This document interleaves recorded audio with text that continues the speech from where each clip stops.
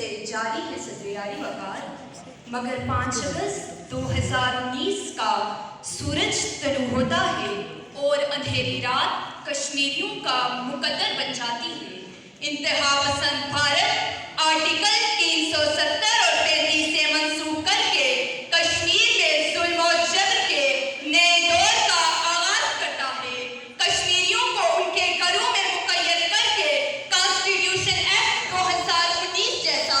انسانیت سوز کالا قانون نافذ کرتا ہے۔ بھارت ظلم و ستم کی ایسی داستان کم کرتا ہے کہ جسے دیکھ کر چنگیز خان اور ہلاکو خان کے ابو بدخانے اور مکرگاہیں بھی شرما جاتی ہیں۔ مگر آزادی کے متوالے اپنی قبا پر لالا زارِ چمن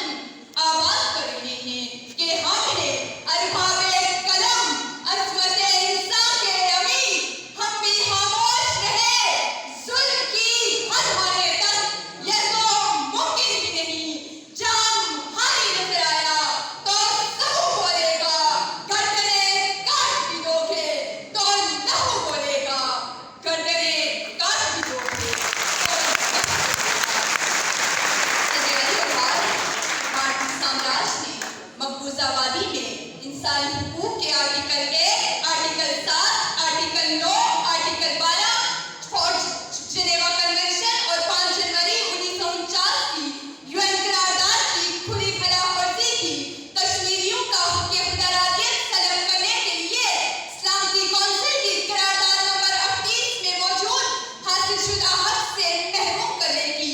صحیح کی اور ریاست کے مستقل رہائشی کا لفظ ہٹا کر ڈومیسائل میں تبدیلی کی۔ کشمیر میں 10 لاکھ ہندو ووٹروں کا اضافہ کیا گیا۔ 90 کی اسمبلی میں ہندو ممبران اسمبلی کی تعداد بڑھا کر 43 کر دی گئی۔ کورونا ویکسین کی آڑ میں 60 لاکھ کشمیریوں کو نفسیاتی مریض بنا دیا گیا اور ہماری ثقافت کو ختم کرنے کے لیے 100 سال سے موجود سرکاری زبان اردو کی جگہ ہندی، ڈوگری اور کشمیری کو سرکاری زبان بنا دیا گیا۔ کشمیریوں سے ان کا مذہبی اور معاشی اقدار چھین کر انہیں انہی کی زمینوں سے بے دخل کیا جا رہا ہے اور بھارتی کاروبار اور کمپنیوں کو کشمیر میں آباد کر کے کشمیریوں کو ان کے وطن میں ہی فلسطینیوں کی طرح بے وطن کیا جا رہا ہے۔ بھارتی سرماؤ سنو، تم 10 لاکھ فوج مسلط کرو، مواصلاتی نظام اور انٹرنیٹ پر پابندیاں لگا لو، ریاستی پرچم، آئین اور قوانین منسوخ کر لو، 60 لاکھ غیر ریاستی باشندوں کو کشمیری شہریت دے دو، یونین ٹیریٹری کے نام پر ہندو باشندوں کو